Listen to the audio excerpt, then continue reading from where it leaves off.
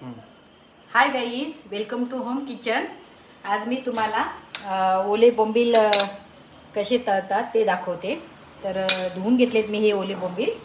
त्याच्यात काय करायचं तर थोडं मीठ घालायचं, किती बोंबील आहेत त्याप्रमाणे चवीनुसार मीठ घालून लिंबू पिळायचं, मीठ घालून बाई मिक्स करून घ्यायचं, व्यवस्थित लावून घ्यायचं मीठ।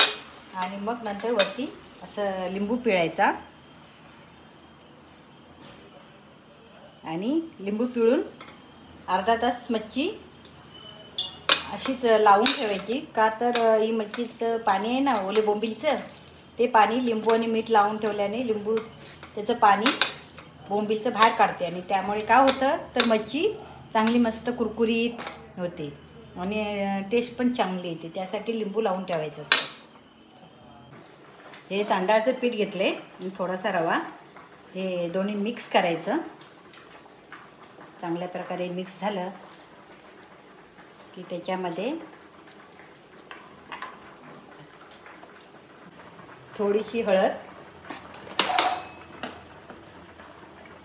हे बघा, 1 चमचा तिखट टाकायचं पिठामध्ये आणि त्या रव्यामध्ये आणि सगळं मिक्स करून घेऊन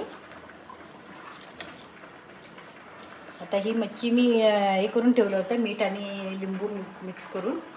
तर ती मच्छी बोंबील आता घेते, हे असं चेपायची, त्यांना एकदा चिपून 5 मिनिट तसेच ठेवून द्यायचे आणि पुन्हा 5 मिनिटांनी याच पिठामध्ये त्याला मिक्स करायचं, म्हणजे दाबून मच्छीला लावून घ्यायचं चांगलं।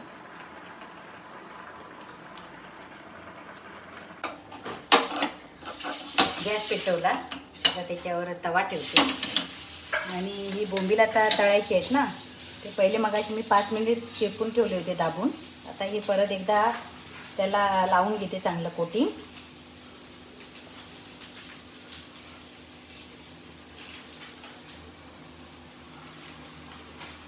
तव्यात तेल टाकते आता तळण्यासाठी।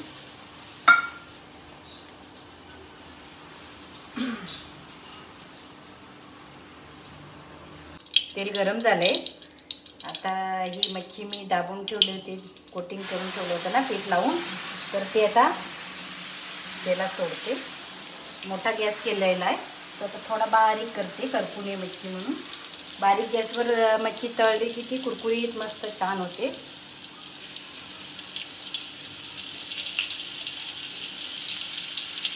ओले बोंबील कसे वाटले, कशी झाली मच्छी, कशी चांगली वाटली ना रेसिपी, सांगा मला, कळवा।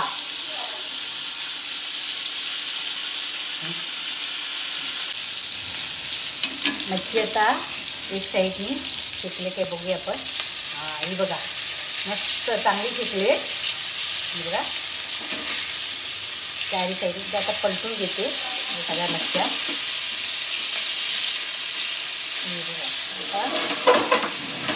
थोडंसं भरून आता तेल सोडते, कारण दुसरी बाजू पण शेकायला पाहिजे मच्छीची ना।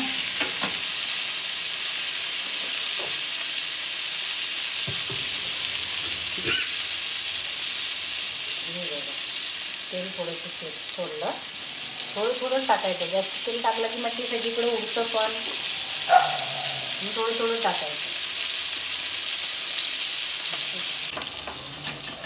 मच्छी आता दुसऱ्या साईडने पण टेकले, हे बघा मस्त कुरकुरीत, मस्त कुरकुरीत बोंबीलची मच्छी, हे बघा कुरकुरीत बोंबीलची मच्छी मस्तपैकी झालेली आहे। ही बघा कशी वाटली रेसिपी, मस्त कुरकुरीत